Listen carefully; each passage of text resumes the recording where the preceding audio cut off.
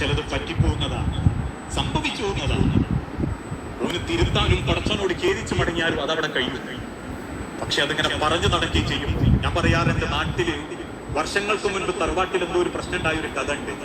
ഇപ്പോഴും ആൾക്കാർ ആ തറവാട്ടിലെ 4ാം തലമുറനെ കണ്ടാലും പറയും, പണ്ടത്തെ ആ മൂപ്പരെ മോന്റെ മോനാ അത്. അപ്പൊ അറിഞ്ഞുണ്ടാക്കിയവനൊക്കെ കബറിന്റെ അടിയിൽ പോയിട്ടുണ്ടെങ്കിലും ഇപ്പോഴും ആ കുടുംബം ആ ഒരു ആരോപണത്തിന്റെ മുൾമനയിലുണ്ടെങ്കിൽ പറഞ്ഞുണ്ടാക്കിയവര് കബറിലേക്ക് പോയാലും സ്വൈര്യം കിട്ടൂല.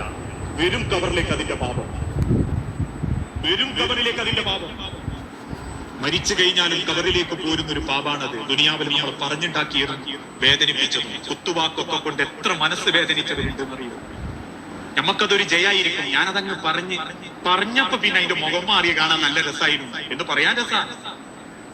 അതുകൊണ്ട് മുറിഞ്ഞൊരു മനസ്സിനൊരു ഓയിൽമെന്റും ഇല്ല, ഒരു മരുന്നുമില്ല. ആ വേദനയും വെപ്രാളവും മരിക്കുന്നവരെ തൊണ്ടക്കുഴിന്ന് തികട്ടുന്നുണ്ടെങ്കിലേ നാളെ കബറിലേക്ക് ചെന്നാലും പടച്ചോന കുറ്റം നമുക്ക് പിന്നാലാക്കി തരും.